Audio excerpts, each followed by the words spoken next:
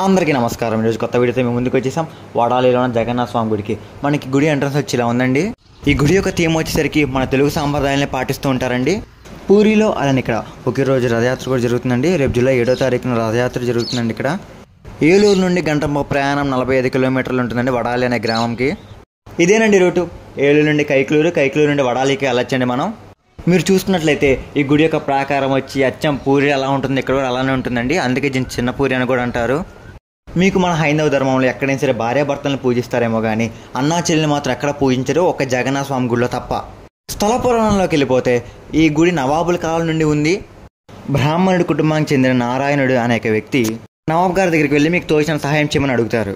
నవాబ్ గారు ఇలా అంటారు, ఒక్కరోజు మీరు ఎంత దూరం అయితే నడుస్తారో ఆ నడిచిన ప్రదేశం మొత్తం మీకు రాసి ఇచ్చేస్తాను అని అంటారు. అప్పుడు నారాయణుడు 1200 ఎకరాలు నడుస్తాడు. అప్పుడు నవాబ్ గారు ఇచ్చిన మాట ప్రకారం 1200 ఎకరాలు నారాయణుడికి రాసి ఇచ్చేస్తారు. అప్పుడు నారాయణుడు గుడి